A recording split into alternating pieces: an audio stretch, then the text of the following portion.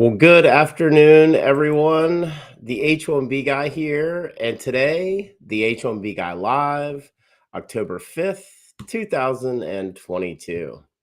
Today, I'm going to cover Biden's plans on pushing immigration reform after the midterm elections, the November 2022 Visa Bulletin preview, as well as the Diversity Visa Lottery for 2024 opens today on October the 5th, 2022.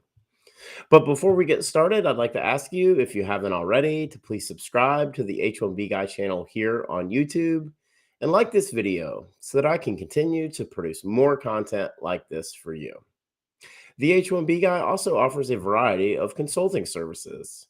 I help businesses and individuals solve complex work authorization issues in the recruitment process while bringing awareness to employment-based immigration benefits. If I can help you, please reach out.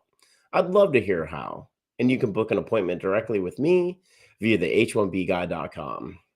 Today's live stream is brought to you by Syndesis and Path to Canada, the ideal plan B for high-skilled immigrants currently located in the U.S. whose status may be uncertain, by PERM-Ads.com, the industry leader in providing a seamless experience for employers and immigration attorneys navigating the complex PERM recruitment ad phase of the labor certification process, and by Mob Squad.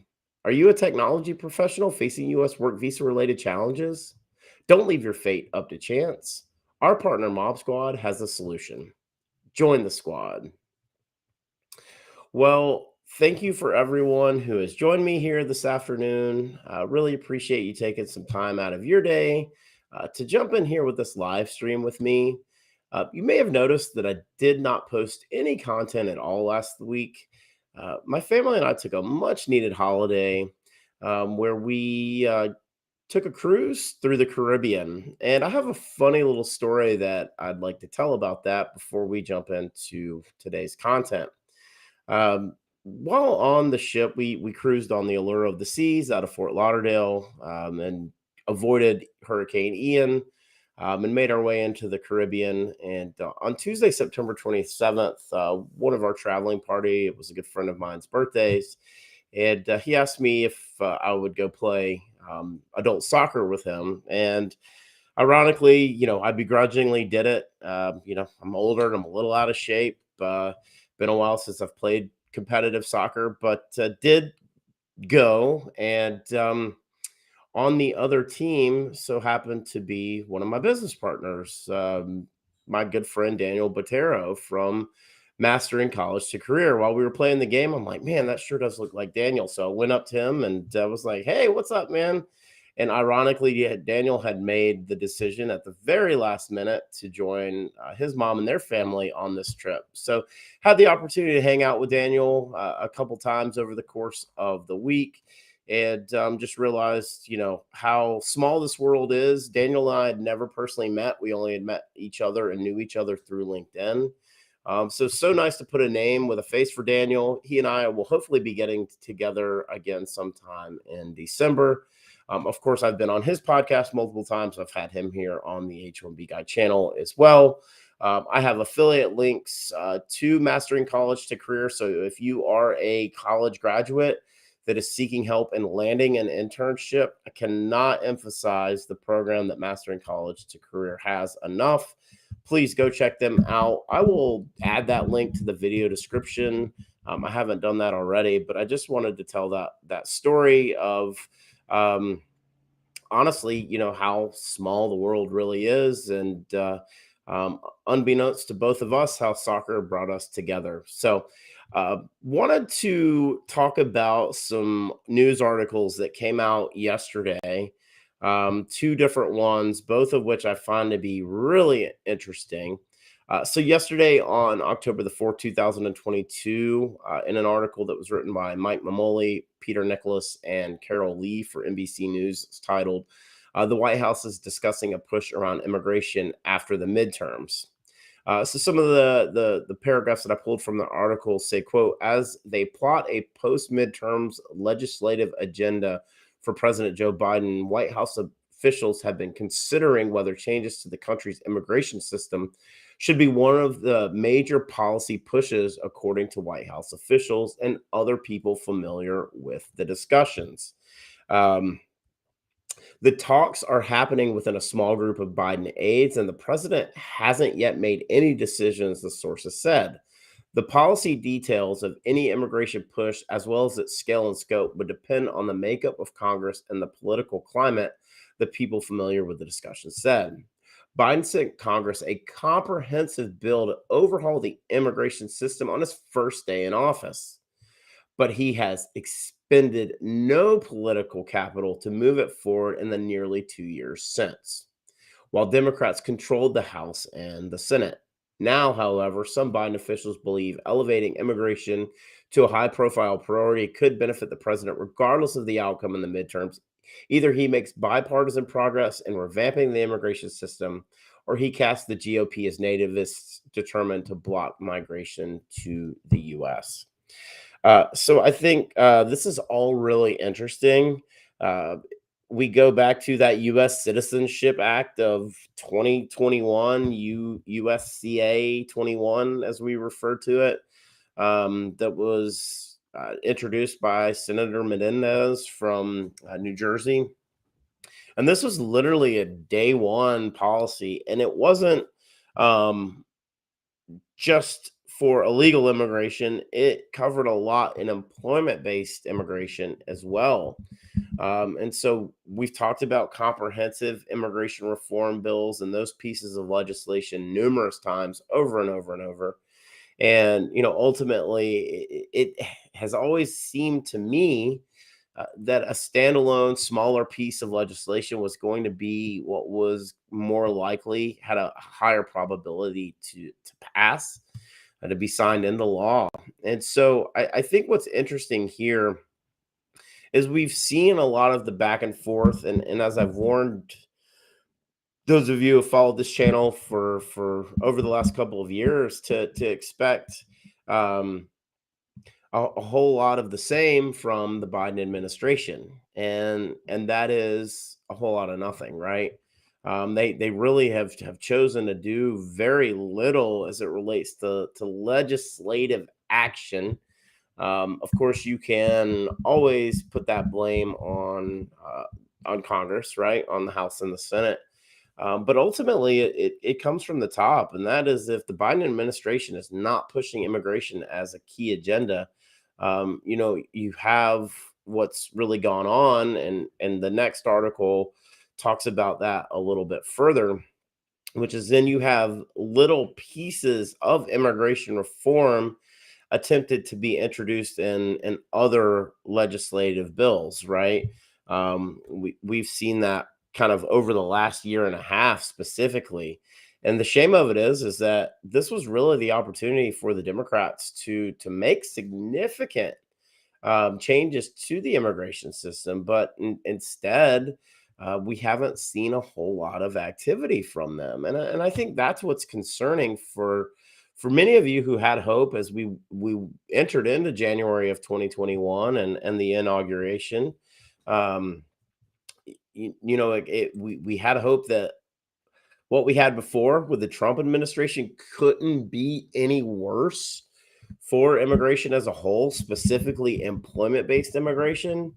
But really, what you see now is that in order to have the majority vote, that 60-40 vote, if you will, in the Senate, we've seen a lot of Republicans just unwilling to change their stance. And so that's what makes the other article that came out yesterday with some updated news around foreign national STEM exemption being added to the National Defense Authorization Act.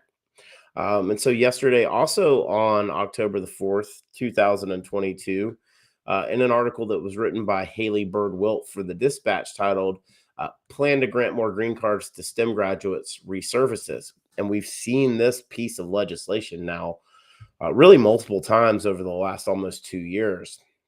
And the article says, quote, lawmakers are looking to the Senate's upcoming debate on the National Defense Authorization Act, NDAA, as their chance to pass the measure. the amendment introduced last week by Illinois Democrat Senator Richard Durbin would exempt foreign graduates of American institutions with advanced STEM degrees, master's degrees, and higher from annual green card limits. Admissions would be contingent upon applicants receiving offers to work for a U.S. employer in a field related to their degree.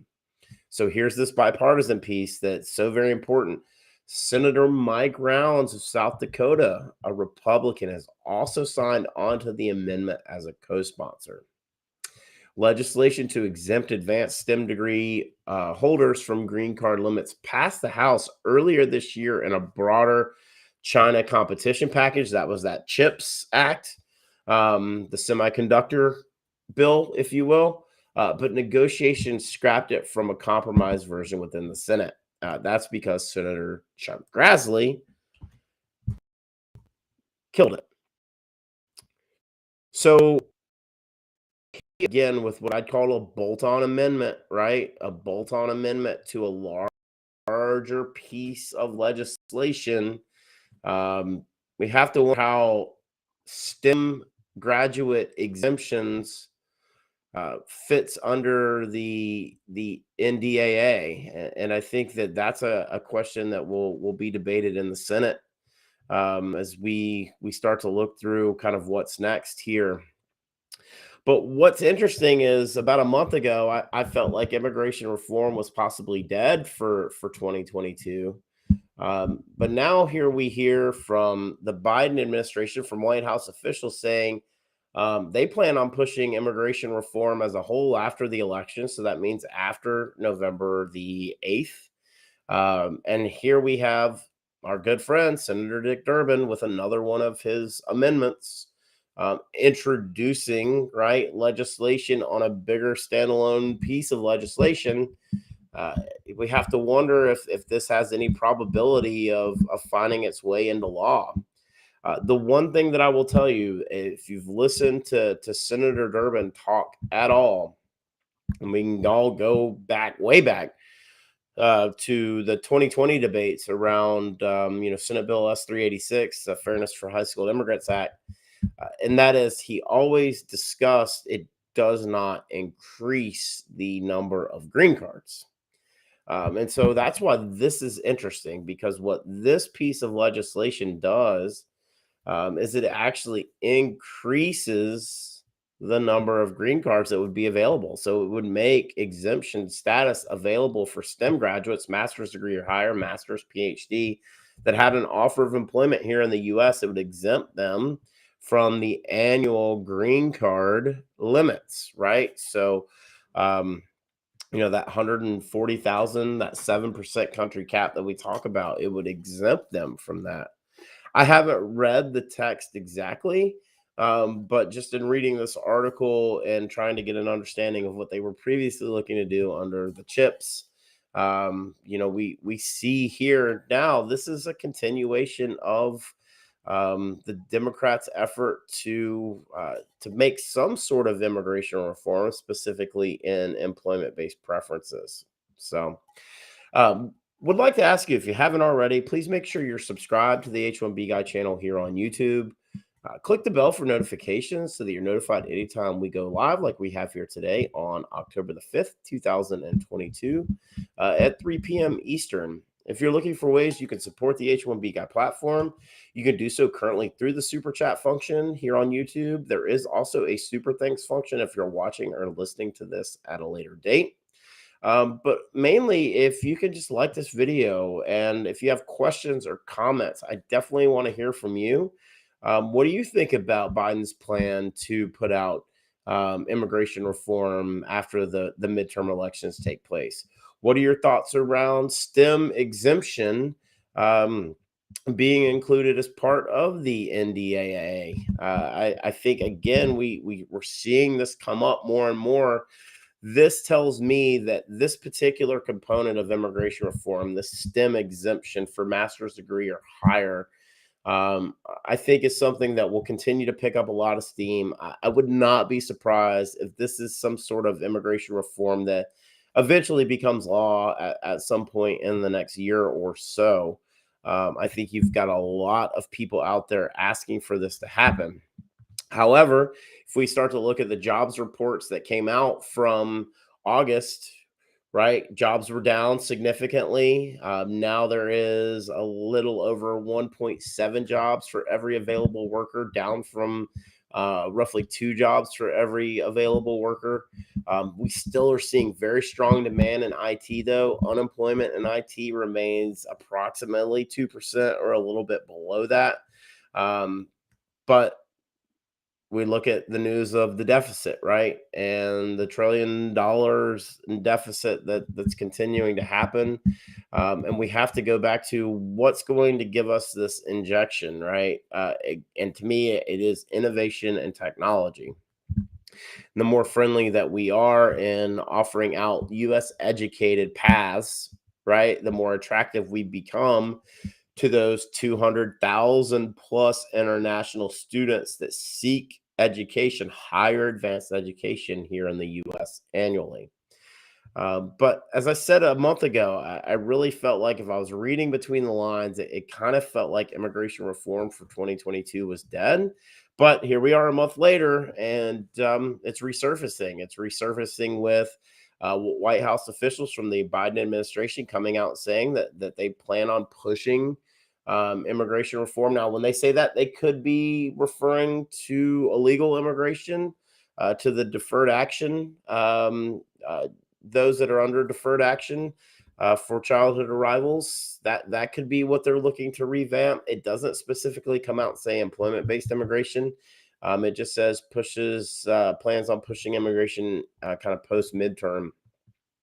And then Senator Durbin introducing the STEM exemption as part of the debate that will be coming up for the NDAA, the National Defense Authorization Act.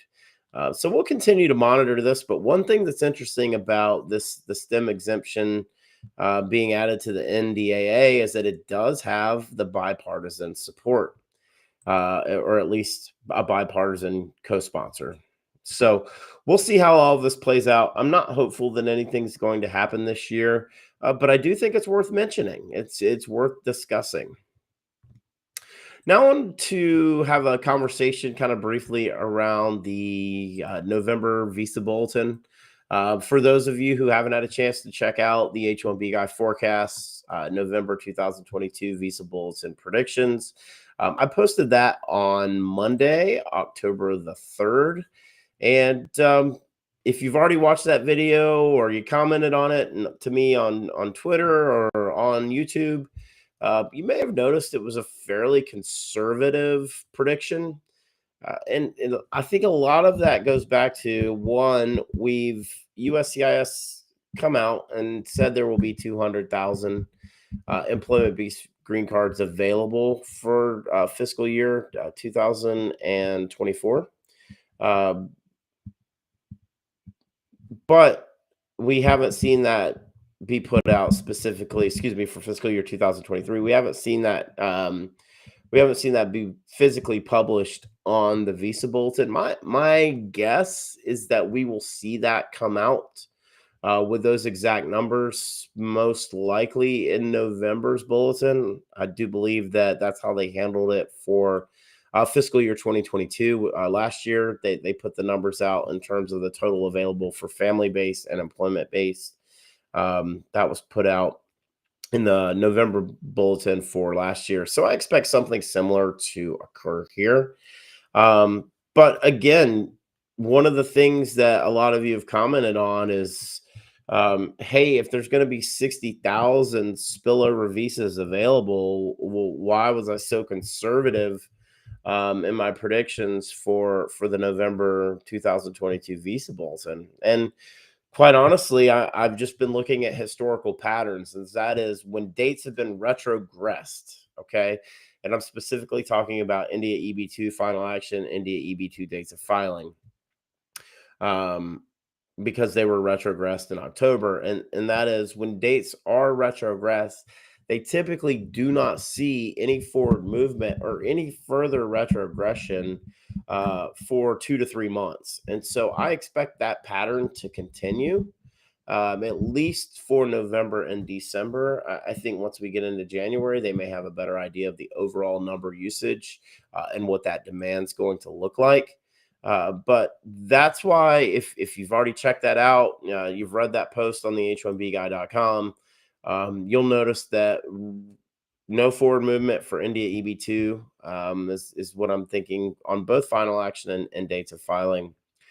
Very minimal movement for China EB2. And I think EB3 will continue in kind of this monthly increments.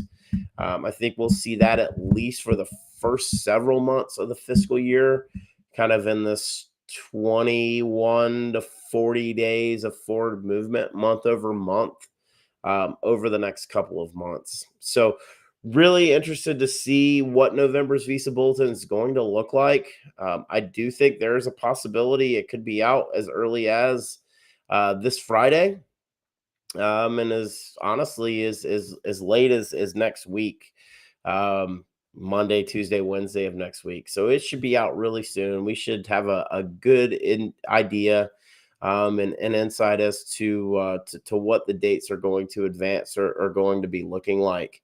But I think when we kind of play through it, like what does that mean as we look forward, right? And kind of taking what happened in October, everything that we've been seeing and hearing, all of the calculations too, right? There's just so many folks out there that do a significant amount of calculations around um, the bulletin, taking the numbers available, crunching those down into actual number usage per country.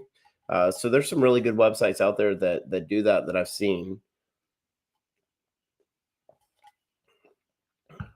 But I think what's really interesting here, when we look at again, the retrogression that occurred in October was pretty staggering. I mean, it was almost nearly 3 years of retrogression, and I think that causes a lot of concern for many of you. So, um, definitely want to talk more about the November Visa Bulletin. If you have questions around what I'm thinking, I'd love to hear what you're thinking. Please feel free post those in the chat here, and I will absolutely get to those as we walk through this over the next 20 minutes or so. But before we jump into the Q&A portion of this live stream, um, I've covered diversity visa sparingly over the last couple of years. Of course, with the DV 2020 and the DV 2021, there was a lot of issues in terms of those winners being awarded but unable to obtain appointments to get their approvals. So, in turn, what happened is their DV window expired. Um, the diversity visa is a good way for us to bring in labor, not necessarily high skilled labor, but labor as a whole. And that labor comes from all over the world. And so, again, I talk about employment based immigration benefits. The diversity visa is one of those. Why? Because it's a green card, immediate. It's an immediate green card.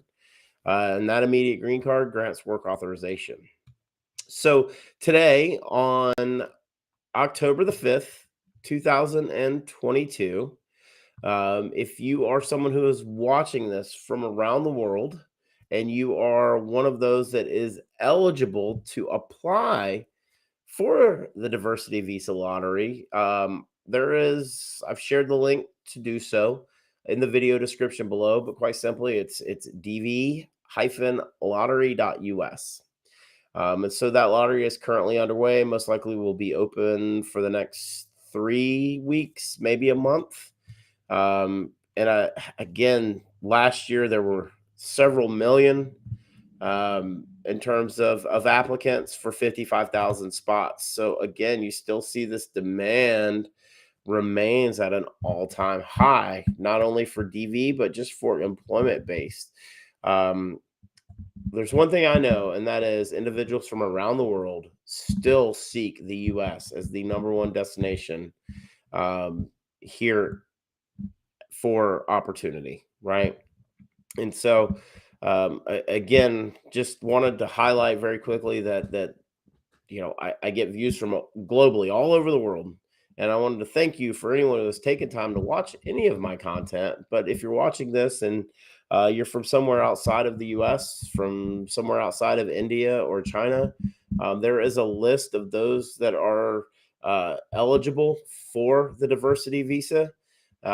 Please make sure that you check out that link, dv-lottery.us. Again, that's in the video description below. Um, those of you may already have that. You may already be aware of it. But just wanted to mention that there are 55,000 diversity visas that are assigned out annually. And, again, the odds are very low. Millions of applicants typically apply annually. So please, make sure that you put your name in the hat if you want to come to the U.S. It's a great opportunity. It's a green card. That gives you immediate work authorization. Really is no better way um, for you to come to the U.S. and have an opportunity to work under whatever type of employment field that you would like. And that's one of the things that I wanted to before I move into the Q&A here. I've talked about merit-based immigration a lot, and I think that the freedoms that come with merit-based immigration versus the restrictive nature that is the H1B. Granted, there are freedoms with the H1B, but it is also very restrictive, right? It's employment tied, and so there are issues that are created from that. There's a maximum stay around it. It requires perm labor sponsorship, green card sponsorship for employment based preferences. So while this channel is the H1B guy, and I primarily talk about H1B visas and the green card backlog, um, just wanted to give a little mention to the DV visa for the lottery for 2024. So, with that being said, I do want to take about 15 minutes here or so. For those of you who are currently watching, please post your questions or comments in the QA. I'd love to hear where you're watching from. As some of you have already dropped here in the chat. But if you have questions or comments for me around immigration reform, around the visa bulletin for November, around the DV lottery, I'll do my best to answer it, although I'm just not as familiar with it. Would love to hear from you. So please go ahead, drop those questions or comments that you have into the chat, and I will be sure to get to those now over the next 15 minutes or so. But before I do that, I just wanted to mention one, again, if you haven't, please make sure you like this video. Make sure you're subscribed to the H1B Guy channel here on YouTube and click the bell for notifications so that you're notified anytime I go live, like I have here today on October the 5th, 2022 at 3 p.m. Eastern.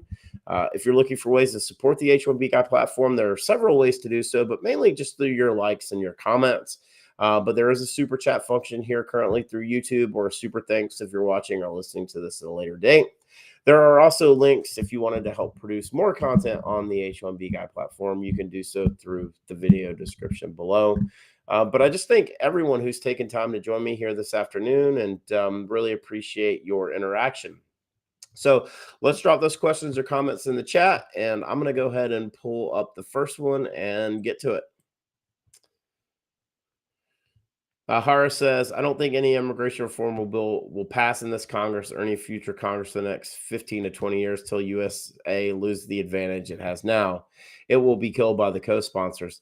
I will agree with you in terms of this Congress, Hara. I think that STEM amendment does have a chance, though. The reason why I say that is because the NDAA as a whole, it's already kind of worked its way through the House. Now, as that amendment is introduced, it would have to go back to the House if the Senate were to approve it, right? Were to vote yes. It would have to go back to the House and be recalled back for debate, and would require a new vote with the amendment, because if the Senate makes any modifications to the House version, it has to go back to the House, and kind of vice versa. But I think that the STEM amendment, right, which is as a whole, ultimately to shorten it down, what does it do, right? Well, really what it does is it exempts STEM foreign graduates of American institutions with a master's degree or higher, so master's 6-year PhD, from the annual green card limits for employment-based preferences contingent upon applicants receiving offers to work for U.S. employers in a field related to their degree. So kind of similar to that OPT STEM that we see. But I think that piece of legislation could pass potentially by the end of the year. That's really the only one that I foresee has any probability. But 15 to 20 years, I don't agree with. I think that the climate will continue to change as more folks like me bring this employment-based immigration discussion to the mainstream. As the media continues to cover it as a whole, the green card backlog has gotten a lot of coverage over the last 2 years. Documented dreamers, children that are aging out, that are legal childhood arrivals, has gotten a lot of media coverage over the last several years. So I do think that when we start to look at those types of legislative actions, they have a higher probability than removing country caps or increasing the annual H1B visas, right? We've talked about that a lot. Hey, Anks asks, will EB3 India reach August 2013 and 2023? So yeah, I think that's a possibility. If we go and look at, kind of where we stand now, right? Which is you had April 2012 for final action, and you had May of 2012 for dates of filing, which they were currently accepting dates of filing. So for you, what do you need? Well, you need final action to move a little more than a year plus. Um, I think that could be possible for you by the end of the fiscal year, if not the calendar year. So yeah, I know that this is a tough pill for you to swallow, but this is where I tell you, hey, um, you've been patient now for probably 10 years. You've probably been in the country 10, 11 years is my guess. So be as patient as possible and know that, hopefully your time is coming. And hopefully that time will come, if not by the end of the fiscal year, before that. But I would like to see some of that movement happen again in EB3, because if we go back to what happened in 2021 and how aggressive they were with advancing the EB3 dates, how it created the upgrade, the downgrade, the inner file, and all of these things kind of in between. I really would like to see a little bit more consistent forward movement in EB3 this year, because last year we had the retrogression, and then we had no movement, and then 30 days of movement, and that was really about it. So, um, hopeful. I'm hopeful that by the end of the fiscal year, or at least the end of the calendar year, that your date should be current. Hey, Puneet, how are you? Any news on stamping inside U.S. for non-immigrant visas? Consulate are overburdened and don't have dates. Yeah, no, there's not an update on this. But this is one of the things that I would really like to see change, and that is for individuals that are currently living and working in the U.S. to be able to go to consulates here in the U.S. And get stamping instead of having to go outside of the U.S., whether that be India or Mexico or Canada or Australia or China or anywhere in between. This is one of the changes that I would really like to see. Is really would like to see less overseas requirements on consulate appointments, even if it's Dropbox. Um, because the fact is, as you said, overburdened and don't have any dates. There are Twitter handles dedicated to Dropbox appointments becoming open. How crazy is that? It actually it's really it's mind numbing to think about how the consulates used COVID as an excuse. The Department of State, USCIS used COVID as an excuse, and here we are still in the lack of availability for appointments. Yeah, you have an approved visa, but you can't get an appointment. And if you're in the US, the fear of going outside the US, even if you have an appointment and it may be being canceled or something happening while you're outside of the US, potentially even being hit with a 221G, right? Administrative processing, which extends your time internationally at least by 60 days, 45 to 60 days at a minimum. Puneet, this is one of the things that I really would like to see changed. It's common sense, but I don't know if we'll get there anytime soon. It really is a shame, but yeah, it's a great question. Hey, Japheth, how are you? Watching from Kenya. Great content, sir. Man, thank you so much. Um, it I will tell you, Japheth, when I look at the demographics of where folks are watching my content from, I have to pinch myself sometimes at how global this channel has become. I When I launched this channel on June 29th of 2020, I had no idea what I was doing or where this was going. But the fact is that this channel and my website, uh, my Twitter handle, LinkedIn, um, it has really it has really connected me with so many people globally around the world, and for that I'm just so grateful. And it kind of goes back to my story that I started off the live stream with, and running into my friend Daniel Botero on a vacation on a cruise ship. How does that happen? um the world is a huge and enormous place, but the web and social media and opportunities for me to do these live streams on YouTube have connected me with so many people. I'm so grateful for this opportunity, and so just wanted to thank you for tuning in, Japheth. Thank you, really appreciate it. Hey, Reddy, how are you? Hi, I recently got my H1B approved from, and my wife was an F2 before and 60 months ago. She's been in, and my lawyer filed I-539 for her. Does she need a visa interview or is she eligible for Dropbox? Um, if you're not going to be going with her, she may need a separate interview. But I'm not 100% positive on that. I know a lot of times they want you to do those interviews, those visa appointments with your spouses in conjunction. But I'm curious, there may be someone who's watching this that could answer this exactly, as I'm not 100% positive. My guess is you probably are waiting upon an approval. And once you have that approval, she may be able to go through Dropbox in that sense. Hey, Siva, EB2 priority date, January 2014. When will it be current? Wow. You were so close at the end of last year, weren't you? Um, Literally, it was like right there in your fingertips, wasn't it?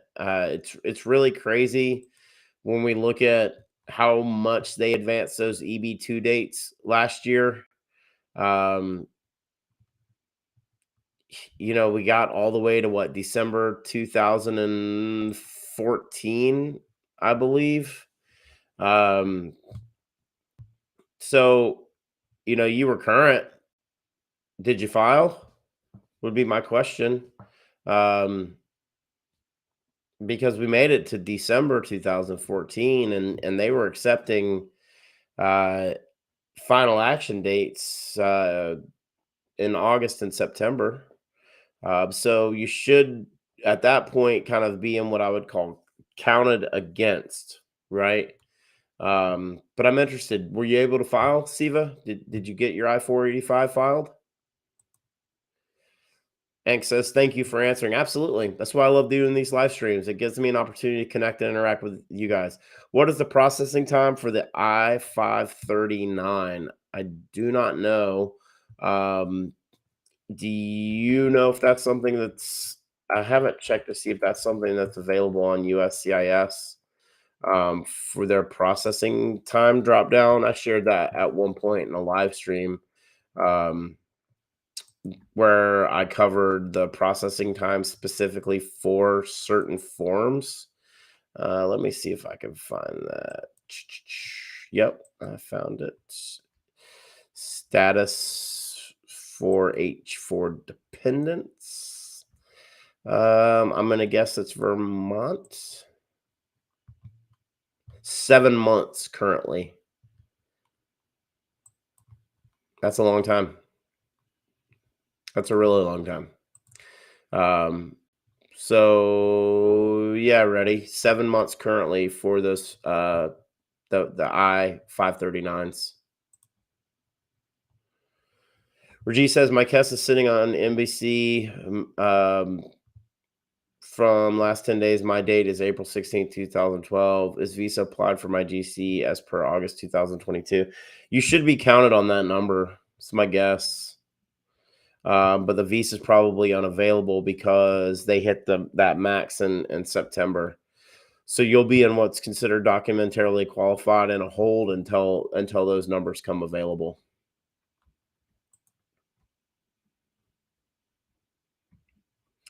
Abhijit says my EB3 PD is 20 June 2012 is current last year, but I got birth certificate RFE by the time I got the birth certificate in India. My PD retrogressed. Now PD is April 1st, 2012. What are my chances by year end? I think really good. If I were to put a guess on it for you, I'd say January, maybe February. Abhijit, you're close, man. Get all your documents together. Make sure you got everything. Sounds like you got your birth certificate. I'd get with your attorney to see if there's anything else additionally you may need to provide. But it looks like for me, based on the way I expect the EB3 to track forward over the next couple months, possibly by January or February.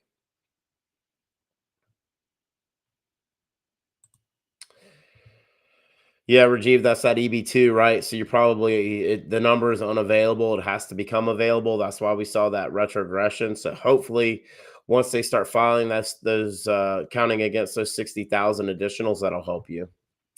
Siva says he did file and submit, but had a medical RFE and the visa became unavailable, so lost the opportunity. Correct, but you're still counted in the number, right? So hopefully, that will help you.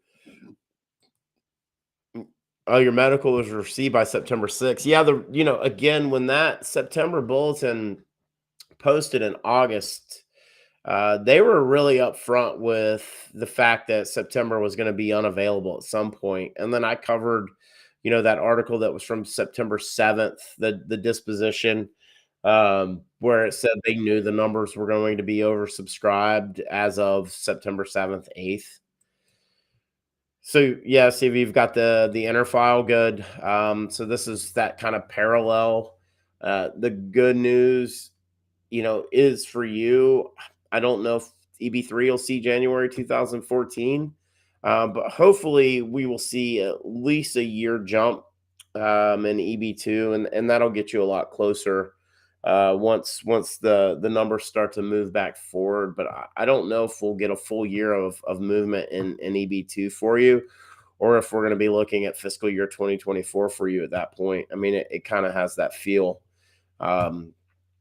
But with that being said, I've got time for maybe one more question or comment. I did want to say one last time, if you're looking for ways to support the H1B Guy platform, you can do so through the super chat function. If you're watching or listening to this at a later date, you can do so through the super thanks function. As I always say, any investments made into this platform are reinvested back into the technology. I'm in the process of upgrading some more tech that I have here that is behind the curtains tech.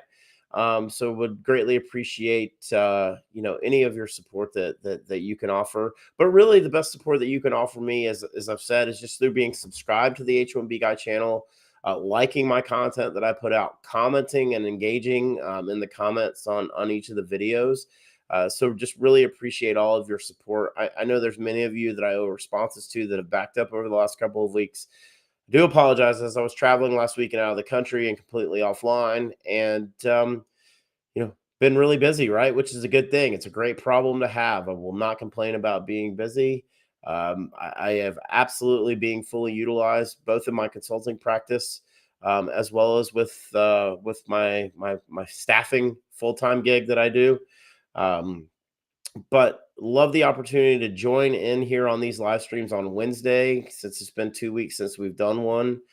Just really appreciate everyone who's taken time to jump in here this afternoon and drop me a question or a comment. Um, Another thing I did wanted to mention, and I'll do the copy reads here in a few minutes, but supporting my partners, Syndesis and Path to Canada. Um, PERM-ads.com, as well as Mob Squad. And as I mentioned, my friend Daniel Botero at Mastering College to Career. Um, so, really just wanted to say thank you for everyone who's taken time to check out my partners' links. Um, I cannot produce this show without their support and without your views and clicks. It just is, it's the truth. It goes hand in hand. It's what makes this thing go here. And we've come a long way from where we were back in 2020, but the thing that has not come a long way is reform, immigration reform. Unfortunately, we are literally almost in the same place that we were back in that summer of 2020 while we were in the middle of the pandemic. And so, thank you to everyone who's joined me here this afternoon. Um, just wanted to give a shout out to all of you who've dropped comments here today in the chat. Hara, Anks, Puneet, Jafet, Reddy, Siva, Rajiv, Abhijit. Thank you all. Really appreciate you taking time out of your day to join my live stream, and really appreciate your support. So with that being said, I did want to let everyone know that today's live stream was brought to you by Syndesis and Path to Canada. They provide the ideal plan B for high-skilled immigrants currently located in the U.S. whose status may be uncertain. If you're facing an H-1B denial or OPT expiration, don't get caught off guard. Make sure you have a plan B. Syndesis and Path to Canada are your answer. They will gladly help you navigate the process. If you'd like to find out if you qualify, please be sure to use the link in the video description below, and someone from Syndesis or Path to Canada will be in touch. My friend Mark Pavlopoulos and his team at Syndesis and Path to Canada do great work. If you haven't checked out those videos and interviews I've done with Mark, I've had Mark on at least 3 times, 2 times individually and 1 time with the Canadian immigration attorney, Daniel Mandelbaum. Check out those videos if you haven't already, and they do a lot of explanation around what Syndesis and Path to Canada do. And also by my friend Carl Balsmeyer at PERM-ads.com. They are the industry leader in providing a seamless experience for employers and immigration attorneys navigating the complex PERM recruitment ad phase of the labor certification process. If you're looking to reduce your cost and overhead associated with PERM labor certification recruitment advertising, let Carl and his team at PERM-ads.com help you. And also by Mob Squad. Are you a technology professional facing U.S. work visa related challenges? Don't leave your fate up to chance. Our partner Mob Squad has a solution. Mob Squad helps technology professionals facing U.S. work visa related uncertainty remain working with our current U.S. company nearshore from Canada, as well as technology professionals from around the world who are seeking an opportunity to find a rewarding career in North America. Through their partnership with the Canadian government, they can obtain a Canadian work permit for you and your spouse in as little as 8 weeks. So whether you're looking to stay working with your current U.S. company or you want to find a new opportunity in Canada, please find out how the team at Mob Squad can help you via the link in the video description below. Join the squad. And if you haven't, I had an interview that posted a week and a half ago with Sarab, who talked about his journey with Mob Squad and relocating from the U.S. to Canada. I've also had Jessa and Nicole from Mob Squad on. We did a live stream Q&A with them about a month and a half ago, as well as my initial interview with Arif Kamani from Mob Squad president and COO. And that was done back in the end of April, beginning of May. So check those out if you haven't already. Just wanted to ask you one last time, if you haven't already, please like this video. Make sure you're subscribed to the H1B Guy channel here on YouTube and click the bell for notifications so that you're notified anytime I post new content here to this channel. If you've made it this far, I just wanted to say thank you for taking time to watch my live stream or watch this video after the fact. I really appreciate your support. I'm Robert. I'm the H1B Guy. And if you haven't, follow me on Twitter, connect with me on LinkedIn, follow me on Instagram, Facebook, come join my Telegram channel. Would really appreciate your support and interaction there. Um, with that being said, um, I'm the H1B guy, your global source for all things H1B.